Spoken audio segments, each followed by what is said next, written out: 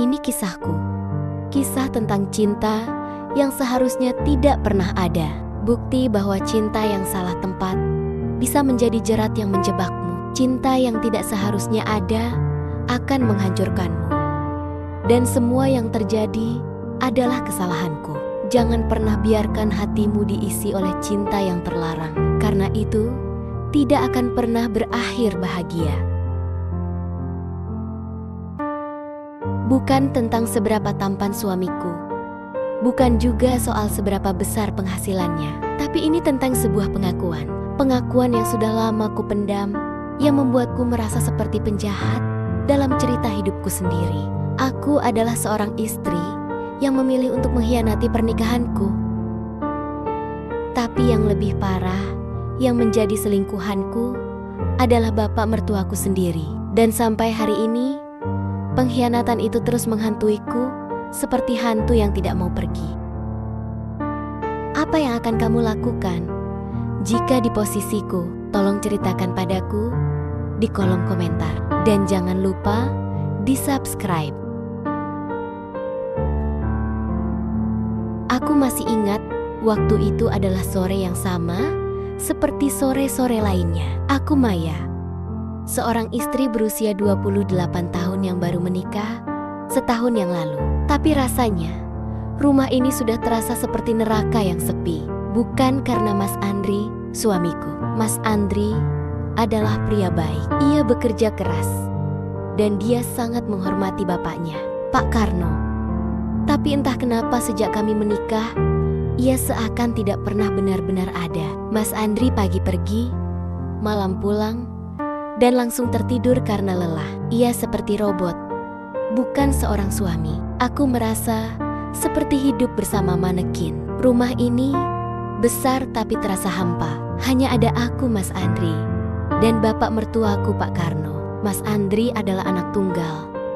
Jadi ia dan bapaknya sangat dekat. Bahkan terkadang aku merasa Mas Andri lebih memprioritaskan bapaknya daripada aku. Pak Karno adalah orang tua yang tegas, tetapi ia murah senyum. Pak Karno seorang duda yang sudah lama ditinggal istrinya. Mungkin karena itu ia selalu terlihat kesepian.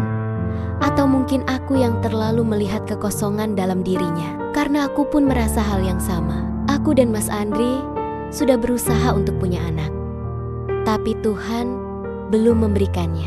Aku sudah ke dokter dan katanya tidak ada masalah. Tapi setiap bulan kekecewaan itu datang lagi dan lagi. Kekecewaan itu membuatku merasa tidak berharga sebagai seorang wanita.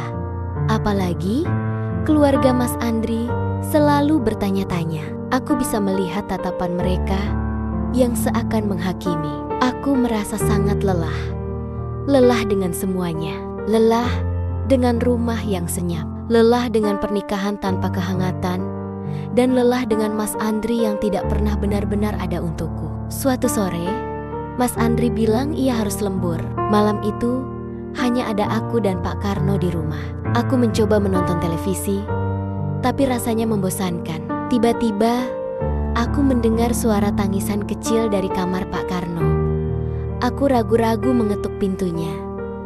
Bapak kenapa?" tanyaku dengan suara pelan. Pak Karno membuka pintu. Matanya merah. Ia hanya menggeleng. "Tidak apa-apa, Nak. Hanya rindu sama mendiang ibumu." Aku merasa iba.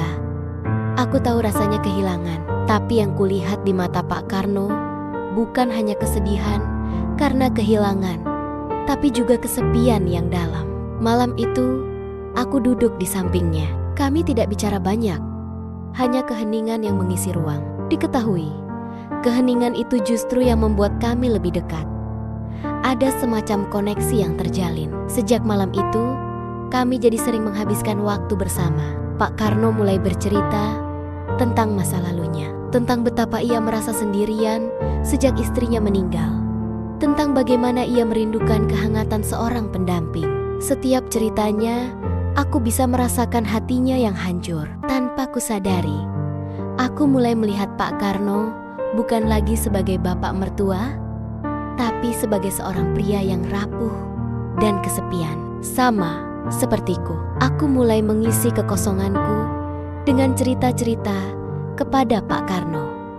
Ia pun mulai mengisi kekosongannya dengan kehadiranku. Kami bagai dua manusia yang tersesat di tengah padang pasir, lalu bertemu dan saling memberikan air. Aku merasa nyaman bersamanya, sangat nyaman. Sampai aku lupa bahwa ia adalah bapak mertuaku. Dan yang lebih parah, aku mulai menemukan sesuatu yang aneh dalam diriku. Ya, sebuah perasaan yang seharusnya tidak boleh ada. Perasaan yang membuat hatiku berdebar setiap kali ia tersenyum. Perasaan yang membuatku ingin lebih dekat dengannya. Dan perasaan itu adalah perasaan yang terlarang. Hubungan kami semakin dalam. Mas Andri seperti biasa tidak menyadarinya. Ia hanya melihat kedekatan antara aku dan bapaknya sebagai hal yang wajar. Syukurlah kamu bisa akrab dengan bapak, katanya suatu malam. Aku hanya tersenyum hambar, merasakan perih yang menusuk di dalam dada. Ia tidak tahu bahwa kedekatan ini sudah melampaui batas wajar seorang menantu dan bapak mertua. Aku mulai menghabiskan lebih banyak waktu di kamar Pak Karno. Bukan untuk hal yang seperti kamu bayangkan. Kami hanya mengobrol, tapi obrolan kami bukan lagi obrolan biasa. Pak Karno akan memegang tanganku saat ia bercerita, dan aku tidak merasa aneh. Aku merasa nyaman. Tangannya terasa hangat, dan kehangatan itu menular ke hatiku yang beku. Ia bercerita tentang kehidupannya dengan ibu Mas Andri, tentang cinta yang begitu dalam sampai ia merasa hidupnya kosong tanpa istrinya. Aku mendengarkan dan hatiku berempati. Aku mengerti karena aku pun merasa kosong. Aku juga merasa Mas Andri tidak pernah benar-benar mencintaiku, hanya memenuhi sebagai suami, tapi tidak pernah mengisi kekosongan hatiku. Lama-lama obrolan kami pun berubah. Pak Karno tidak lagi bercerita tentang masa lalunya. Ia mulai bercerita tentang perasaannya saat ini, tentang kesepian yang ia rasakan setiap malam, tentang betapa ia merindukan sentuhan. Saat itu, aku mulai merasa cemas, tapi ada bagian dari diriku yang merasa senang. Senang karena ia berbagi perasaan yang sangat pribadi denganku. Pak Karno mulai membelai rambutku saat aku menemaninya menonton televisi. Ia akan memegang tanganku lebih erat saat kami hanya berjalan di rumah. Dan setiap sentuhannya, aku merasa jantungku berdetak kencang. Aku tahu ini salah, tapi aku tidak bisa berhenti. Aku sudah terlalu jauh. Suatu sore, hujan turun sangat deras. Aku dan Pak Karno sedang duduk di teras memandangi tetesan air yang jatuh. Tiba-tiba ia meraih tanganku. "Maya, apa kamu bahagia?" tanyanya dengan suara serak. Aku terdiam. Aku tidak tahu harus menjawab apa. Aku ingin bilang iya, tapi mulutku terasa keluh. Pak Karno memelukku. Pelukannya terasa sangat hangat. "Bapak tahu, kamu tidak bahagia. Kamu kesepian kan? Bapak juga." Ucapannya membuat air mataku menetes. Aku tidak tahu kenapa aku menangis, tapi pelukan itu membuatku merasa sangat aman. Aku merasa untuk pertama kalinya ada orang yang benar-benar mengerti perasaanku. Sejak saat itu, batas antara bapak mertua dan menantu perlahan kabur. Kami bukan hanya berbagi cerita, kami berbagi luka. Kami menjadi tempat pelarian satu sama lain. Setiap Mas Andri pergi kerja, rumah yang dulu sunyi kini terasa penuh. Penuh dengan tawa, cerita, dan keintiman yang terlarang. Aku tidak tahu bagaimana harus menjelaskannya. Ini bukan hanya tentang hal-hal fisik yang vulgar. Ini lebih kepada perasaan, keintiman batin yang tidak pernah kudapatkan dari Mas Andri.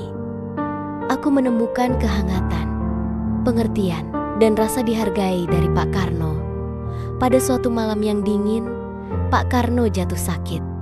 Ia demam tinggi. Aku merawatnya. Aku mengompres keningnya, menyuapinya bubur, dan menemaninya sampai ia tertidur. Saat ia tertidur, aku melihat wajahnya. Wajah seorang pria paruh baya yang masih terlihat tampan, namun penuh dengan kesedihan. Aku membelai rambutnya, dan air mataku menetes. Aku tidak tahu kenapa aku merasa sangat mencintainya. Ya, mencintai bapak mertuaku. Perasaan itu sudah tidak bisa kubohongi lagi. Aku mencintai bapak mertuaku. Dan yang lebih menakutkan, aku merasa ia pun mencintaiku. Malam itu, saat Mas Andri pulang, aku merasa sangat bersalah. Mas Andri bertanya, "Kenapa matamu sembab, sayang?" Aku hanya bilang, "Aku khawatir dengan bapak, Mas." Mas Andri tersenyum. "Kamu memang istri yang baik, Maya." Aku tidak bisa membalas senyumnya. Aku hanya ingin pergi lari dari rumah ini. Lari dari kenyataan bahwa aku mencintai bapak mertuaku sendiri. Dan setiap detik yang berlalu, rasa bersalah itu semakin menumpuk, membuatku merasa seperti orang paling jahat di dunia ini. Hari-hari selanjutnya terasa seperti berada di atas panggung sandiwara. Aku menjadi aktris ulung yang memainkan peran sebagai istri setia di depan Mas Andri dan menantu yang patuh di depan semua orang. Tapi di balik layar, aku dan Pak Karno adalah sepasang kekasih yang menyembunyikan cinta terlarang. Hubungan kami seperti bisikan-bisikan yang hanya bisa dimengerti oleh hati kami, sentuhan tatapan mata, dan kata-kata yang penuh makna. Suatu siang, Mas Andri bilang ia harus pergi keluar kota selama 3 hari. Aku merasa panik sekaligus lega. Panik karena harus berhadapan dengan Pak Karno tanpa Mas Andri. Lega karena aku tidak perlu berpura-pura lagi. 3 hari itu terasa seperti neraka. Aku dan Pak Karno hanya berdua di rumah. Setiap malam kami menonton film bersama. Pak Karno akan menyandarkan kepalanya di bahuku. Aku akan memeluknya.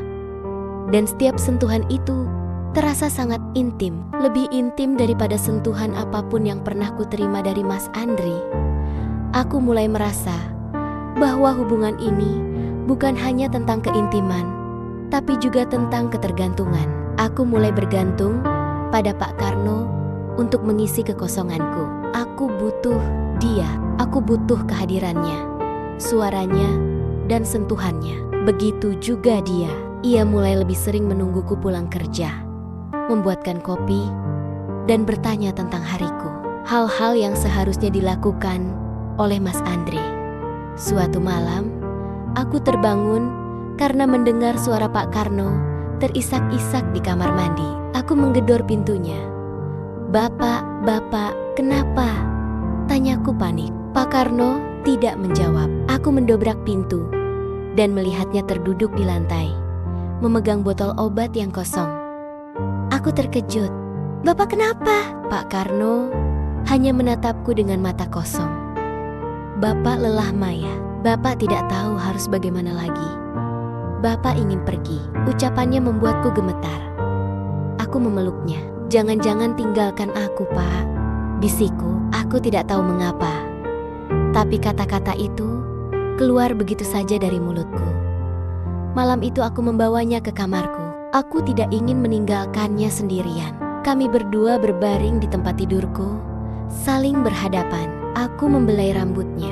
Bapak harus janji, jangan pernah lakukan hal itu lagi. Bapak harus bertahan untukku." Ucapanku membuat Pak Karno menangis. Pak Karno memelukku erat. "Kamu satu-satunya alasan Bapak ingin hidup, Maya." Jawabannya membuat hatiku hancur. Aku tidak pernah merasa seberat ini. Aku tidak tahu bagaimana bisa hubungan ini jadi sejauh ini. Pagi harinya, Pak Karno bangun dan terlihat lebih baik. Ia meminta maaf atas apa yang terjadi semalam. Aku hanya menggeleng. Aku tahu ia tidak perlu meminta maaf. Aku tahu ia melakukan itu karena ia putus asa. Dan aku merasa akulah yang harus bertanggung jawab. Aku harus bertanggung jawab atas kebahagiaannya. Saat itu aku mengambil keputusan yang paling gila dalam hidupku. Aku akan menjadi kebahagiaan Pak Karno. Bahkan jika itu berarti aku harus mengorbankan segalanya. Aku akan meninggalkan Mas Andri dan hidup berdua dengan bapak mertuaku. Ya, ini gila. Aku tahu, tapi saat itu adalah satu-satunya hal yang terasa benar. Keputusanku sudah bulat. Aku akan mengakhiri semua ini, dan bukan dengan Mas Andri, tapi dengan Pak Karno. Aku akan jujur kepada Mas Andri. Dan kemudian, aku akan pergi dari rumah ini. Aku akan membawa Pak Karno bersamaku. Aku tidak tahu kemana, tapi aku akan pergi. 2 hari sebelum Mas Andri pulang, aku dan Pak Karno duduk di teras. Aku memegang tangannya, menatap matanya dalam-dalam. "Bapak, aku sudah memutuskan sesuatu," kataku. Pak Karno menatapku dengan mata penasaran. "Aku akan meninggalkan Mas Andri, dan aku ingin Bapak ikut denganku. Kita bisa hidup berdua. Kita bisa..." Ucapanku terhenti saat melihat air mata Pak Karno menetes, yang menggeleng. "Tidak bisa, Maya. Tidak bisa." Aku terkejut. "Kenapa tidak bisa, Pak? Bukankah kita saling mencintai?" Tanyaku dengan suara bergetar. Pak Karno tersenyum, tapi senyumnya terasa sangat pahit. "Maya, ini semua salah. Semua adalah kesalahan besar. Kita tidak seharusnya melakukan ini. Kamu adalah menantu Bapak. Kita tidak boleh bersama." Ucapannya menusuk hatiku. Tapi kita sudah sejauh ini, Pak. Kamu sendiri yang bilang aku adalah alasan kamu ingin hidup. Pak Karno memelukku. Pelukannya terasa dingin. "Maya, itu benar. Kamu adalah alasan Bapak ingin hidup. Tapi itu tidak berarti kita bisa bersama. Ini semua adalah jejak dosa. Kita harus berhenti." Aku menolak. "Tidak, Pak, aku tidak akan berhenti. Aku sudah memutuskan. Aku akan bicara dengan Mas Andri, dan kita akan pergi. Kita akan tinggalkan semuanya." Pak Karno menggeleng. "Tidak, Nak. Bapak yang akan pergi." Aku menatapnya. "Maksud Bapak?" tanyaku. Pak Karno tersenyum lagi. "Bapak akan pergi. Bapak akan mencari jalan sendiri. Dan kamu harus kembali ke Mas Andri. Kamu harus kembali ke jalan yang benar. Kamu harus tetap menjadi istrinya. Bapak minta maaf, Nak." Ucapannya membuatku hancur. Semua yang telah kubangun, semua mimpi yang kubuat hancur dalam sekejap. Pak Karno meninggalkanku. Ia pergi ke kamarnya. Aku mengikutinya. "Bapak, kenapa Bapak tega? Kenapa, Pak? Kenapa Bapak mengkhianatiku?" teriakku. Pak Karno hanya menatapku dengan air mata di matanya. "Bapak tidak mengkhianatimu, Nak. Bapak ingin kamu bahagia. Tapi Bapak tahu kamu tidak akan pernah bahagia bersama anak Bapak. Dan Bapak juga tidak akan pernah bahagia tanpamu. Tapi ini adalah jalan yang salah. Jalan yang penuh dosa." Malam itu, Pak Karno pergi. Tidak meninggalkan jejak. Ia hanya meninggalkan sebuah surat di meja makan. Surat itu ditujukan untuk Mas Andri. Aku tahu ini adalah akhir. Ini adalah akhir dari sandiwara yang sudah kubuat. Besok Mas Andri akan pulang. Ia akan baca surat itu dan ia akan tahu semuanya. Aku tidak tahu harus berbuat apa. Aku hanya terduduk di lantai, memegangi surat yang belum sempat kubaca dan menangis. Aku tidak menangis karena aku takut. Aku menangis karena aku merasa aku sudah kehilangan segalanya. Mas Andri pulang. Aku tidak bisa menatap matanya, lihat surat itu, membacanya dengan wajah bingung. Lalu ia menatapku. "Maya, apa maksudnya ini? Bapak bilang ia akan menikah dengan teman lamanya, dan ia bilang ia sudah hamil. Tapi ia bilang bukan Bapak yang menghamilinya. Maksudnya apa, Mei?" tanyanya dengan suara bergetar. Aku tahu Mas Andri tidak tahu apa-apa. Ia tidak tahu bahwa yang ia baca itu adalah rahasia yang ia dan bapaknya sembunyikan dariku. Aku tahu semua yang ia katakan dalam surat itu adalah kebohongan. Pak Karno tidak pergi untuk menikah dengan orang lain. Ia pergi untuk melindungiku. Ia berbohong. Ia mengarang cerita tentang kehamilan. Semua itu ia lakukan agar Mas Andri tidak mencurigaiku. Tapi kebohongannya terlalu pintar. Ia mengorbankan dirinya sendiri demi aku, agar Mas Andri tidak pernah tahu bahwa aku telah mengkhianatinya dengan bapaknya sendiri. Aku menangis. Aku menceritakan semuanya kepada Mas Andri tentang kekosonganku, tentang kesepianku. dan tentang hubunganku dengan bapaknya. Mas Andri hanya diam. Ia menatapku dengan mata kosong. Ia tidak marah. Ia hanya terlihat sangat kecewa. Ia tidak bisa memaafkanku, dan aku tidak bisa menyalahkannya. Aku tahu aku pantas mendapatkan ini. Aku tahu aku telah menghancurkan segalanya. Dan sekarang aku duduk sendirian di rumah ini. Rumah yang dulu terasa kosong, kini terasa lebih kosong dari sebelumnya. Pak Karno sudah pergi. Mas Andri sudah pergi. Aku kehilangan semuanya. Aku kehilangan pernikahanku. Aku kehilangan suamiku. Dan aku kehilangan pria yang kucintai. Aku tidak pernah bisa melupakan Pak Karno. Ia adalah cinta terlarangku. Cinta yang datang dari tempat yang salah, dan cinta yang berakhir dengan air mata. Aku tahu, aku tidak akan pernah bisa bahagia, karena aku tahu bayangan cinta terlarang itu akan menghantuiku seumur hidup. Kadang cinta datang bukan dari tempat yang seharusnya, bukan dari pasangan, bukan dari keluarga, tapi dari sebuah kekosongan, sebuah luka yang ingin diisi. Dan saat luka itu terisi, kita sering lupa bahwa apa yang kita lakukan itu salah.